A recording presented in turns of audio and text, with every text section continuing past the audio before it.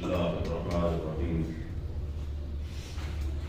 ولقد ذرأنا لجهنم كثيرا من الجن والإنس لهم قلوب لا يفقهون بها ولهم أعين لا يبصرون بها ولهم آذان لا يسمعون بها أولئك كالأنعام بل هم أضل أولئك هم الغافلون۔ عزیز بھائیوں،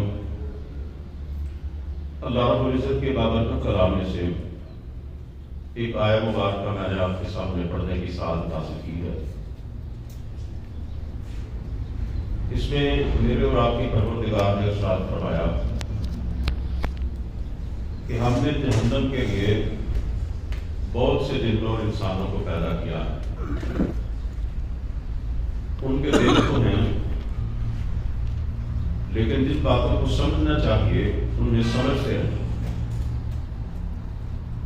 ان کے کان تو ہیں لیکن جو باتیں سننی چاہیے وہ سنتے نہیں، ان کی آنکھیں تو ہیں لیکن جو چیزیں دیکھنی چاہیے، جو حقائق دیکھنے چاہیے وہ نہیں دیکھتے۔ ایسے لوگ چوپایوں کی طرح ہیں بلکہ ان سے بھی بدتر ہیں، اور یہی لوگ غافل ہیں۔ اس آیہ مبارکہ میں اللہ رب العزت نے جہنم میں جانے والے جنوں اور انسانوں کے بارے میں پہلی بات یہ ارشاد فرمائی، لہم قلوب لا یفقہون بہا، ان کے دل ہیں لیکن دلوں سے وہ باتیں نہیں سمجھتے جو سمجھنی چاہیے، اللہ کی باتیں، اللہ کے رسول کی باتیں، دین کی باتیں، ایمان کی باتیں، قرآن و سنت کی باتیں۔ یہ جو دل ہے انسانی جسم میں مرکزی حیثیت رکھتا ہے۔ میڈیکل سائنس کی یہ کہتی ہے کہ دل جسم انسانی کے اندر سب سے اہم حیثیت رکھتا ہے، اور قرآن و سنت نے بھی اسی بات کو تسلیم کیا ہے، یہی بات بیان کی گئی ہے قرآن کریم میں بھی اور حدیث پاک میں بھی۔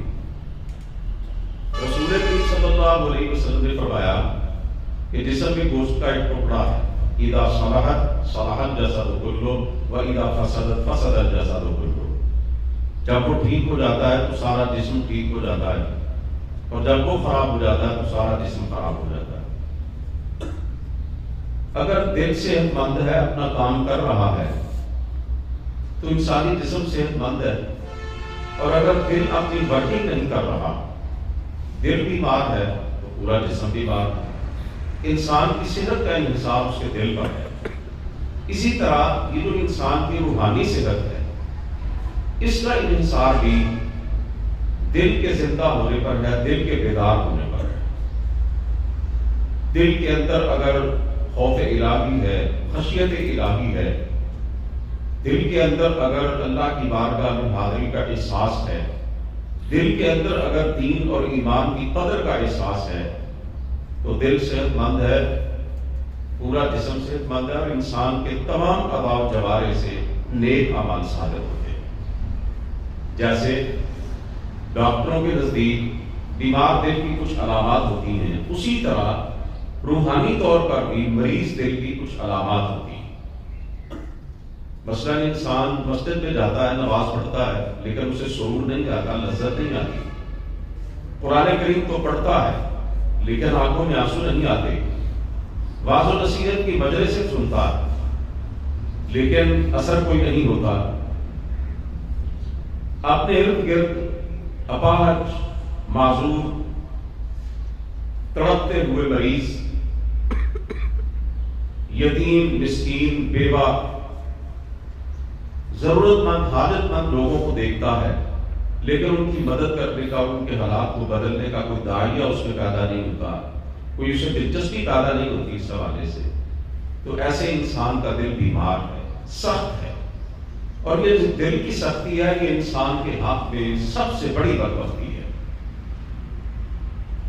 اللہ رب العزت ارشاد فرماتے ہیں، فَوَيْلٌ لِلْقَاسِيَةِ قُلُوبُهُم مِّن ذِكْرِ اللَّهِ، ایسے لوگوں کے لیے ہلاکت اور بربادی ہے جن کے دل اللہ کی یاد سے، اللہ کے ذکر سے، اللہ کے قرآن سے سخت ہو چکے، اس کی طرف آتے نہیں، جھکتے نہیں۔ ایک جگہ پہ اللہ تعالیٰ فرماتے ہیں الم یأن للذین آمنوا ان تخشع قلوبهم لذکر اللہ وما نزل من الحق، کیا ایمان والوں کے لیے ابھی وہ وقت نہیں آیا کہ ان کے دل اللہ کی یاد سے ڈر جائیں اور جو حق اللہ نے اتارا ہے قرآن کریم کی صورت میں اس کے حوالے سے ان کے دل نرم پڑ جائیں۔ آگے اللہ تعالیٰ نے فرمایا وَلَا يَكُونُوا كَالَّذِينَ أُوتُوا الْكِتَابَ مِن قَبْلُ، اے مومنو تم نے ان لوگوں جیسے نہیں ہونا جن کو تم سے پہلے کتاب دی گئی، یہود اور عیسائی۔ فرمایا فَطَالَ عَلَيْهِمُ الْأَمَدُ فَقَسَتْ قُلُوبُهُمْ، جب ان پر کتابیں اترے، ایک عرصہ گزر گیا، کچھ وقت گزر گیا، تو ان کے دلوں کے اندر سختی پیدا ہو گئی۔ وَكَثِيرٌ مِّنْهُمْ فَاسِقُونَ، اور ان کی اکثریت فاسق بن گئی، اللہ تعالیٰ کی باغی بن گئی، نافرمان بن گئی۔ اللہ تعالیٰ نے فرمایا تم نے اپنے دلوں کے اندر اس طرح کی سختی پیدا نہیں کرنی۔ دلوں کی سختی کے کچھ اسباب ہیں جو قرآن و سنت میں ذکر کیے گئے ہیں۔ مثلا ایک سبب ہے گناہوں کی کثرت۔ سرکار دو عالم صلی اللہ علیہ وسلم نے بہترین مثال بیان فرما کے سمجھایا کہ جب ایک بندہ مومن سے کوئی گناہ ہوتا ہے اس کے دل پہ ایک دبا پڑ جاتا ہے، ایک داغ پڑ جاتا ہے۔ بندہ توبہ کر لیتا ہے، وہ داغ، وہ دبا زائل ہو جاتا ہے۔ لیکن اگر توبہ نہ کرے، احساس نہ کرے اللہ کی پکڑ کا، گناہ کرے پھر گناہ کرے، کرتا چلا جائے، تو ایک وقت ایسا آتا ہے کہ اس کا سارا دل سیاہ ہو جاتا ہے، دبوں سے بھر جاتا ہے۔ اس کے بعد آپ صلی اللہ علیہ وسلم نے قرآن کریم کی یہ آیت پڑھی کلا بل ران علی قلوبہم ما کانوا یکسبون، کہ ان کے دلوں پر ان کے گناہوں اور معصیتوں کی وجہ سے زنگ لگ چکا ہے، ان کے دل زنگ آلود ہو چکے ہیں، سختی آ چکی ہے۔ تو گناہوں سے ایک بندہ مومن کو اجتناب کرنا چاہیے، اللہ کی نافرمانی سے پرہیز کرنا چاہیے۔ اسی طرح دل کی سختی کا ایک اور سبب ہے غفلت۔ یہ غفلت کیا ہے کہ بندہ یہ سوچے ہی نہ میری زندگی کا مقصد کیا ہے، مجھے میرے رب نے دنیا میں کیوں بھیجا ہے، کیوں مجھے اللہ تعالیٰ نے اس کائنات کے اندر وجود بخشا ہے، آخر میں کس لیے آیا ہوں۔ آپ کو اپنے ارد گرد ایسے کئی انسان نظر آئیں، اللہ فرماتے ہیں اقترب للناس حسابهم وهم فی غفلۃ معرضون، لوگوں کا حساب قریب آ لگا، قیامت نزدیک آ رہی ہے، روز حساب دوڑا چلا آ رہا ہے، لیکن لوگوں کی اکثریت کی حالت یہ ہے کہ غفلت میں پڑے ہوئے ہیں، منہ پھیرے ہوئے ہیں۔ اللہ تعالیٰ نے اس کا سبب بیان فرمایا لاہیۃ قلوبہم، ان کے دل غافل ہیں، اصل میں ان کے دلوں کے اندر یہ غفلت پائی جاتی ہے۔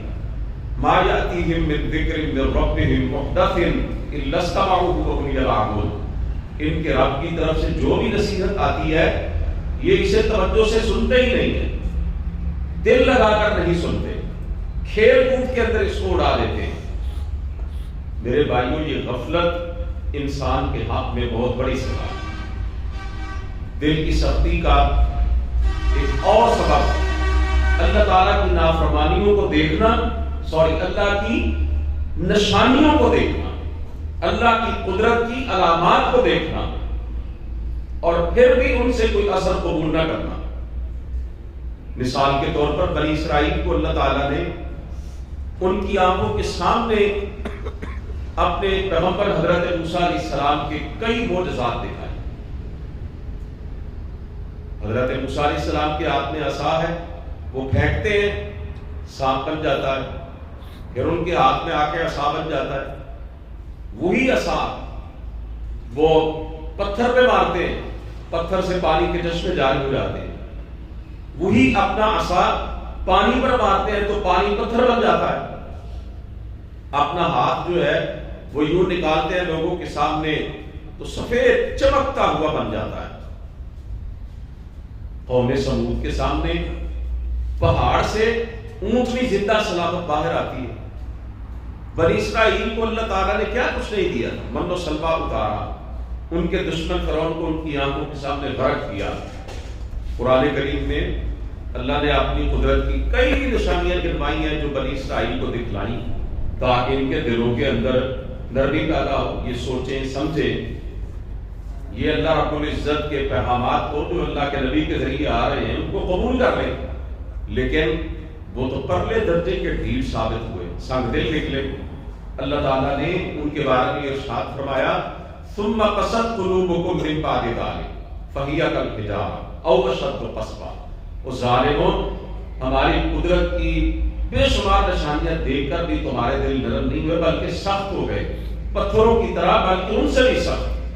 وَإِنَّ مِنَ الْحِجَارَةِ لَمَا يَتَفَجَّرُ مِنْهُ الْأَنْهَارُ۔ اللہ فرماتے ہیں بعض پتھر تو ایسے ہوتے ہیں کہ جو شق ہو جاتے ہیں اور ان سے پانی نکل پڑتا ہے۔ وَإِنَّ مِنَ الْحِجَارَةِ لَمَا يَشَقَّقُ فَيَخْرُجُ مِنْهُ الْمَاءُ يَتَفَجَّرُ مِنْهُ الْأَنْهَارُ۔ آگے فرمایا وَإِنَّ مِنْهَا لَمَا يَهْبِطُ مِنْ خَشْيَةِ اللَّهِ۔ بعض پتھر ایسے ہوتے ہیں کہ وہ نرم پڑ جاتے ہیں اور ان سے نہریں جاری ہو جاتی ہیں، اور بعض پتھر ایسے ہوتے ہیں جو اللہ کے خوف سے بلندی سے نیچے کی طرف لڑک جاتے ہیں اللہ کے خوف سے۔ سورہ حشر میں اللہ فرماتے ہیں لو انزلنا هذا القرآن على جبل لرأيته خاشعا متصدعا من خشیۃ اللہ۔ اے لوگو، اگر ہم اپنے اس قرآن کو کسی پہاڑ پر نازل کرتے تو تم دیکھتے کہ وہ پہاڑ اللہ کے خوف سے دبا جا رہا ہے، جھکا جا رہا ہے، لیکن اللہ فرماتے ہیں تمہارے دلوں میں اثر ہی کوئی نہیں ہوتا ہے۔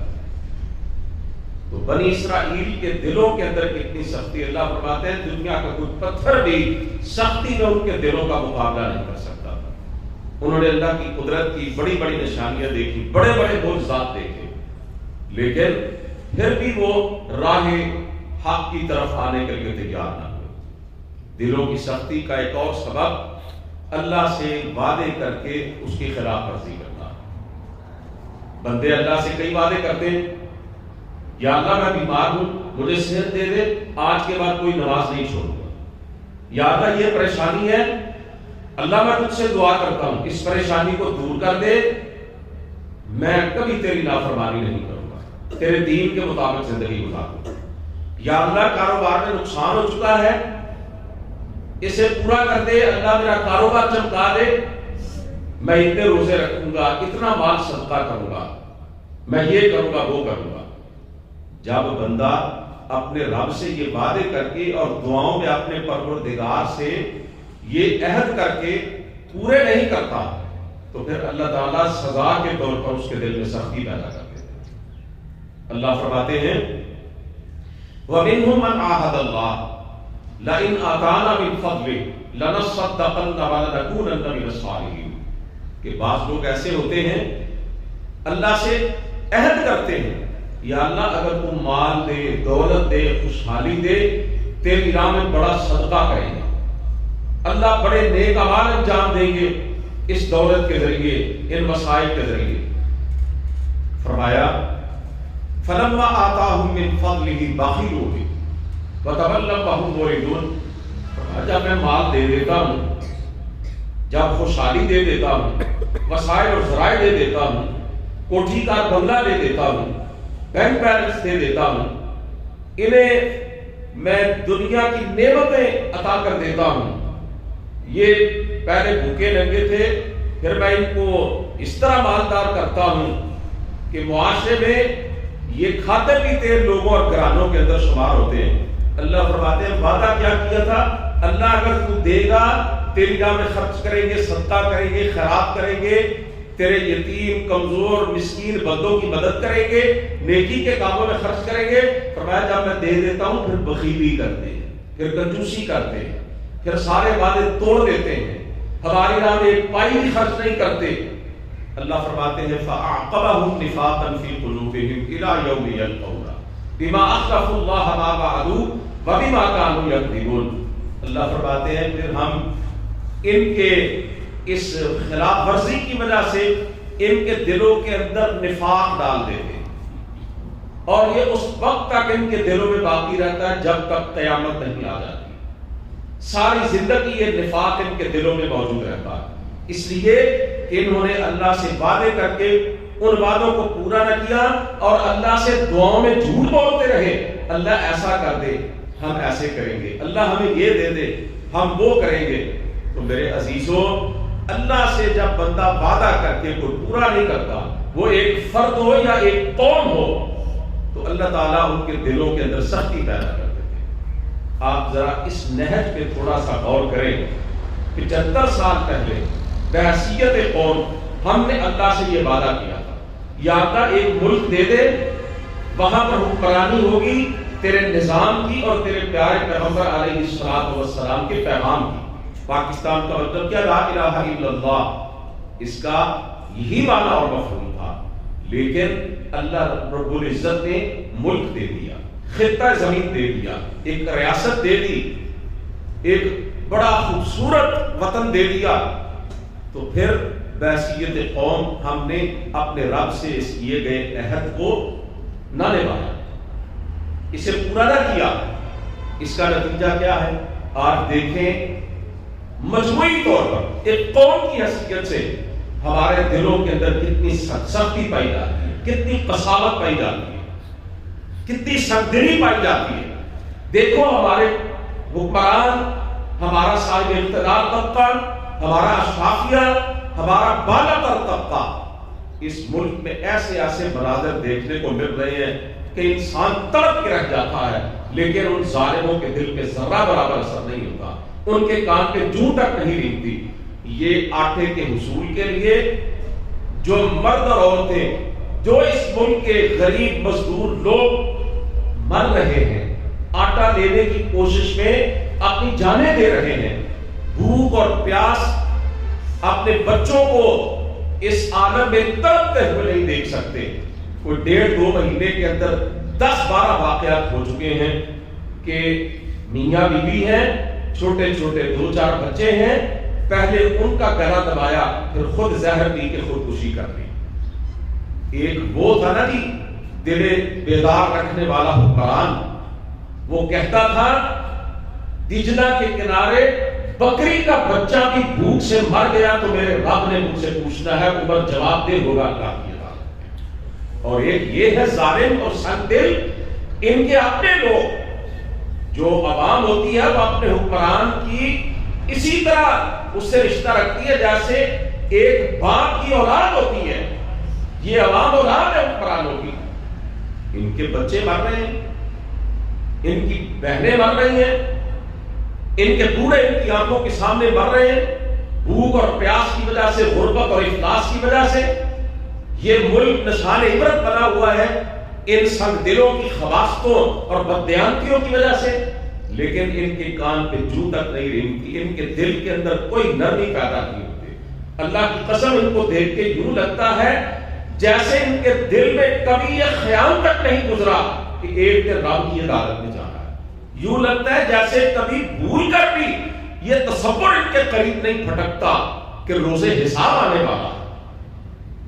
آپ اس بات کو تسلیم کرنے پر مجبور ہوں گے کہ دنیا میں جتنی سختی اور شقاوت اور قساوت اور سنگدلی ہمارے ملک کے حکمرانوں کے اندر پائی جاتی ہے, کسی ملک کے حکمرانوں کے اندر نہیں پائی جاتی.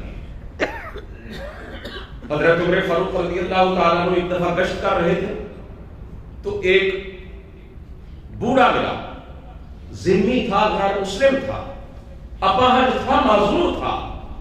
اس کے قریب کھڑے ہو گئے, آنکھوں سے آنسو جاری ہو گئے, روتے ہوئے کہنے لگے وہ تیرا منہ ہاتھ کون دھلواتا ہوگا, تیرے کپڑے کون بدلتا ہوگا, تیرا کھانا کون تیار کرتا ہوگا, تیری ضروریات کا سامان کون تیار کرتا ہوگا. میرے عزیزوں, حضرت عمر فاروق رضی اللہ تعالی عنہ واپس گئے اور یہ اعلان جاری کیا, یہ حکم جاری کیا کہ جتنے بھی ذمہ ہیں, مسلمان علاقوں میں رہنے والے غیر مسلم ہیں, وہ اپاہج اور معذور ہیں, ان کو ایک ایک خادم دیا جائے, ایک ایک نوکر دیا جائے کام کاج کے لیے, اور ان کی تمام ضروریات کا بندوبست جو ہے وہ بیت المال سے کیا جائے. حضرت ابوبکر صدیق رضی اللہ تعالیٰ عنہ فوت ہوئے, حضرت عمر رضی اللہ تعالیٰ عنہ جب خلیفہ بنے تو مدینے سے باہر ایک عورت تھی، بڑھیا نابینا عورت، اس کے منہ میں لقمہ ڈالا۔ اس نے کہا لگتا ہے ابو بکر فوت ہو چکے۔ حضرت عمر کہنے لگے ماں تجھے کیسے پتا چلا؟ کہنے لگی تم نے میرے منہ میں لقمہ ڈالا ہے، چبا کے نہیں ڈالا، نرم کر کے نہیں ڈالا۔ ابو بکر روزانہ آ کے مجھے کھلاتا ہے اور میری ساری ضروریات کا اہتمام کرتا ہے، اور جانتا میرے منہ میں دانت نہیں ہے، وہ لقمہ چبا کے نرم کر کے میرے منہ میں ڈالتا ہے، تو نے ایسے ہی ڈال دیا، مجھے یقین ہے ابو بکر آج اس دنیا میں نہیں ہے۔ جب دلوں کے اندر نرمی تھی نا تو ایسے حکمران تھے، ایسے لوگ تھے۔ اللہ فرماتے ہیں فَبِمَا نَقْضِهِمْ مِيثَاقَهُمْ لَعَنَّاهُمْ وَجَعَلْنَا قُلُوبَهُمْ قَاسِيَةً۔ جب بنی اسرائیل کے لوگوں نے ہم سے عہد و پیمان کر کے پورے نہ کیے، خلاف ورزی کی، اللہ فرماتے ہیں ہم نے انہیں دو سزائیں دی، ایک ان پہ لعنت ڈال دی اور دوسرا ہم نے ان کے دلوں کے اندر سختی پیدا کی۔ یہ دلوں کی سختی بہت بڑا روگ ہے۔ اب اختصار کے ساتھ یہ عرض کرتا ہوں، یہ دلوں کی سختی، یہ قساوت قلبی جو ہے، اس کا علاج کیا ہے؟ قرآن و سنت میں اس کا علاج بھی بتایا گیا ہے، اس بیماری کی شفا بھی بتلائی گئی ہے۔ سب سے پہلے میرے بھائیوں اس حوالے سے بات آتی ہے اللہ کا ذکر، ہمیشہ کا ذکر، دوامی ذکر، ہر وقت اللہ کو یاد کیا جائے۔ اللہ فرماتے ہیں نا کہ میرے سمجھدار باشعور بندے یذکرون اللہ قیاما وقعودا وعلی جنوبہم، وہ کھڑے ہوں پھر بھی مجھے یاد کرتے ہیں، بیٹھے ہوں پھر بھی میرا ذکر کرتے ہیں، لیٹے ہوں پھر بھی میرا ذکر کرتے ہیں، غافل نہیں ہوتے مجھ سے۔ سبحان اللہ، الحمدللہ، اللہ اکبر، لا الہ الا اللہ، لا حول ولا قوۃ الا باللہ، سبحان اللہ و بحمدہ، سبحان اللہ العظیم، سبحان اللہ و بحمدہ، عدد خلقہ ورضا نفسہ وزنۃ عرشہ ومداد کلماتہ۔ اللہ فرماتے ہیں وہ میری یاد کے کلمات اپنی زبان سے کہتے ہی رہتے ہیں، ان کی زبانیں میرے ذکر سے تر رہتی ہیں۔ اور جب انسان اللہ کو یاد کرتا رہتا ہے، اللہ کا ذکر کرتا رہتا ہے، سوال ہی پیدا نہیں ہوتا کہ اس کے دل پہ اس کا اثر نہ ہو، شیطان بھی اس کے پاس نہیں آتا، اس کے قریب نہیں پھٹکتا۔ اللہ فرماتے ہیں الا بذکر اللہ تطمئن القلوب، لوگوں خبردار ہو جاؤ، ہوش ہوش کے ساتھ سن لو، تمہارے دلوں کو اگر اطمینان اور سکون مل سکتا ہے تو میری یاد سے۔ تو جس دل کے اندر اطمینان ہوگا، سکون ہوگا، ظاہر ہے وہی دل نرم ہوگا نا جی۔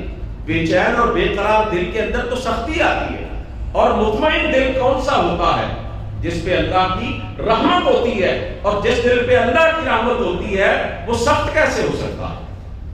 اسی طرح قساوت قلبی کا ایک اور علاج یہ ہے کہ قرآن کریم کی تلاوت کی جائے، کثرت کے ساتھ قرآن کریم پڑھا جائے۔ یہ نزول قرآن کا مہینہ ہے۔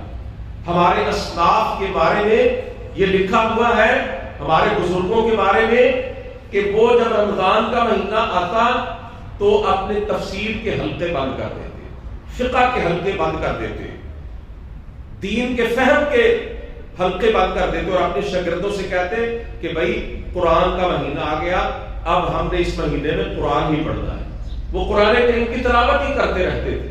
اللہ فرماتے ہیں انما المؤمنون الذین اذا ذکر اللہ وجلت قلوبهم واذا تلیت علیہم آیاتہ زادتہم ایمانا۔ فرمایا ہمارے مومن بندے تو ایسے ہیں کہ جب ان کے سامنے ہمارا ذکر کیا جاتا ہے تو ان کے دل ڈر جاتے ہیں۔ وَإِذَا تُلِيَتْ عَلَيْهِمْ آيَاتُهُ زَادَتْهُمْ إِيمَانًا، اور جب ان کے سامنے ہماری آیتیں پڑھی جاتی ہیں تو ان کا ایمان بڑھ جاتا ہے۔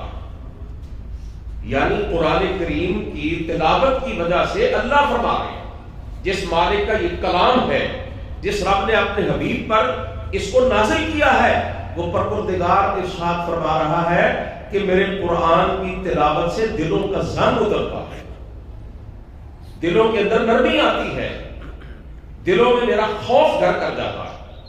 ایک اور مقام پہ اللہ تعالیٰ ارشاد فرماتے ہیں اللہ نزل احسن الحدیث کتابا متشابہا مثانی تقشعر منہ جلود الذین یخشون ربہم ثم تلین جلودہم وقلوبہم الی ذکر اللہ۔ ذرا ترجمہ توجہ سے سماعت فرمائیں. ارشاد فرما رہے ہیں اللہ رب العزت کہ ہم نے قرآن کریم کی صورت میں بہترین کلام اتارا ہے، احسن الحدیث، دنیا کا خوبصورت ترین کلام. اللہ کا کلام ہے نا، یہ میرے رب کا کلام ہے نا، اسی لیے دنیا کا بہترین کلام ہے، سب سے حسین کلام ہے. اللہ فرماتے ہیں جب یہ پڑھا جاتا ہے، سنا جاتا ہے، تو جو لوگ اپنے رب سے ڈرنے والے ہیں، جو بندے اللہ کا خوف رکھنے والے ہیں، ان کے دلوں پہ کب کبھی تاری ہو جاتی ہے. ان کے دل تو کیا، ان کے جسم کی جو کھالیں ہیں نا جی، ان پہ بھی لرزہ تاری ہو جاتا ہے. پھر ان کی کھالیں اور ان کے دل اللہ کی یاد کی طرف جھک پڑتے ہیں. کبھی حرم پاک کے ائمہ کرام کو دیکھیے گا، قرآن کریم کی جو زبان ہے عربی وہی ان کی زبان ہے نا. ان کو معلوم ہے کہ ہم قرآن کریم کی آیتیں جو پڑھ رہے ہیں اس میں اللہ تعالیٰ کیا فرما رہے ہیں. اللہ کی قسم بعض اوقات میں نے حرمین کے ائمہ کرام کو دیکھا ہے نمازیں پڑھتے ہوئے، تراویح پڑھاتے ہوئے قرآن کریم کی آیات پڑھتے ہیں، اتنا کانپتے ہیں سر سے لے کر پاؤں تک. ان کا وجود ایسے ہوتا ہے جیسے بید مجنون لرز رہا، ایک ایک جسم کا رونگٹا کانپ رہا. بعض اوقات کئی دفعہ ایک آیت پڑھتے ہیں، پڑھی نہیں جاتی، سکت نہیں ہوتی ان کے اندر آگے بڑھنے کی. ابھی امام شرائم صاحب جو ہے وہ 40 سال حرم پاک میں نمازیں پڑھانے کے بعد، جمعے کے خطبے دینے کے بعد سبق دوش ہوئے نا اپنی ذمہ داریوں سے. انہوں نے جو آخری جمعہ پڑھایا اس میں دیکھیں، آخری جمعہ تھا، ریٹائر ہو رہے تھے، ان سے یہ الفاظ نہیں نکل رہے تھے کہ دنیا کا ہر اجتماع جو ہے اس میں منتشر ہوگا، دنیا کے ہر کمال کو زوال آنے والا، ہر عروج جو ہے وہ پست ہونے والا ہے.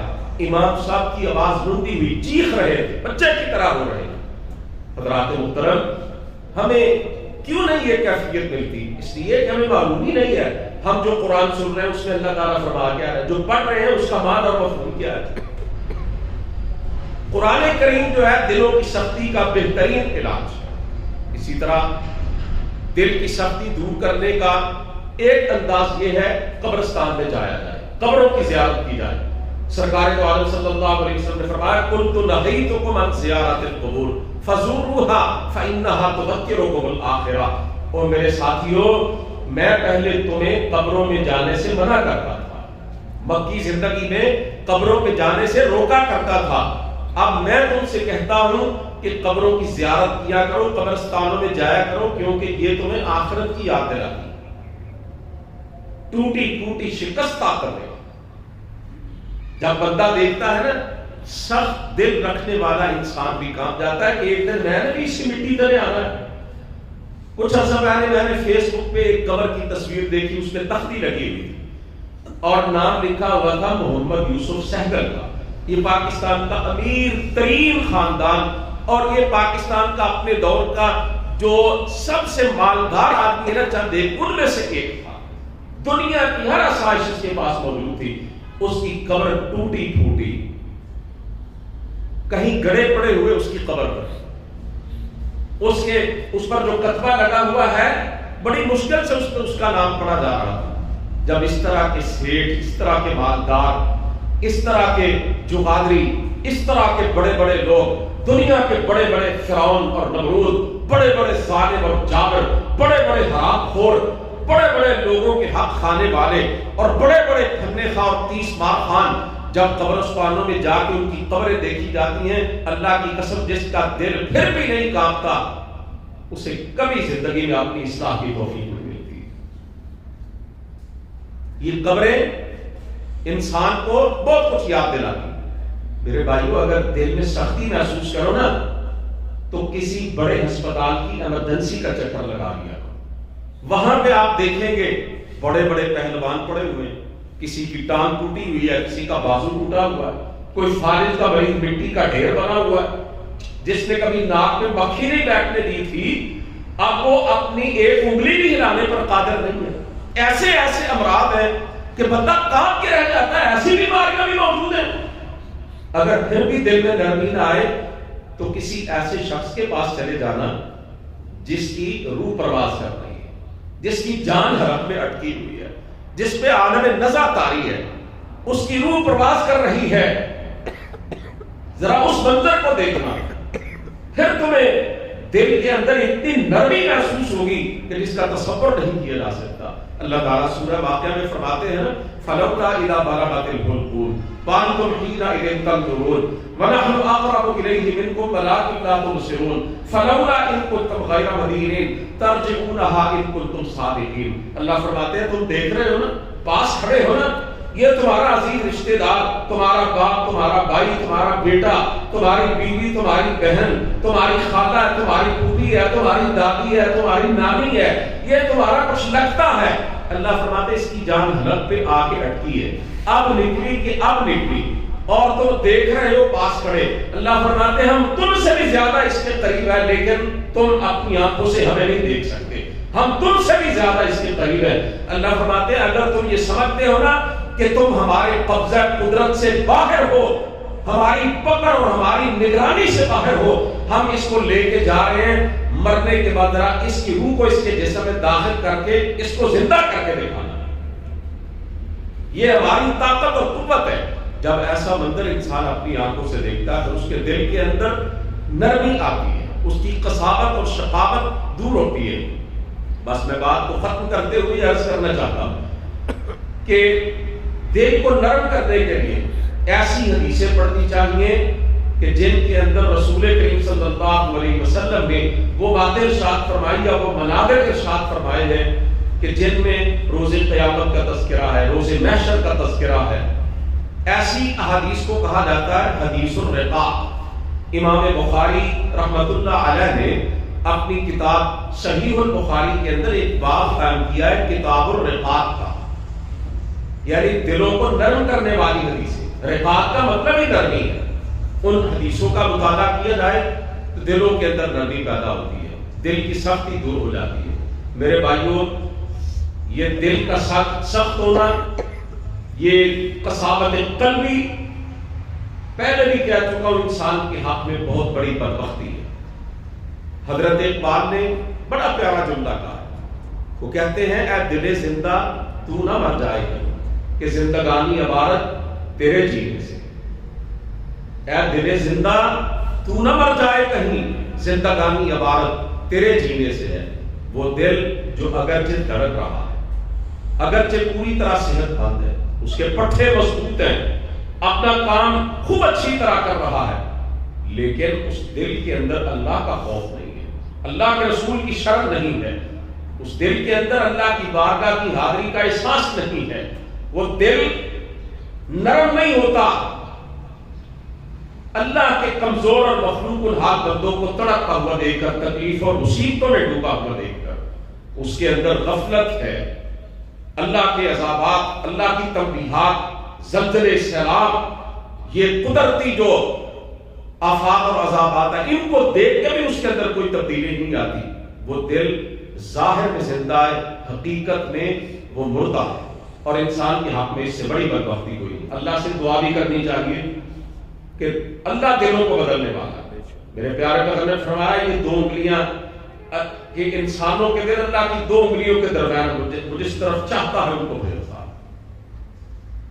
آپ یہ دعا کیا کرتے تھے اللہم مقلب القلوب ثبت قلبی علی دینک، اے دلوں کو پھیرنے والے میرے دل کو اپنے دین پہ ثابت قدمی عطا فرما، اپنے دین پہ جما دے۔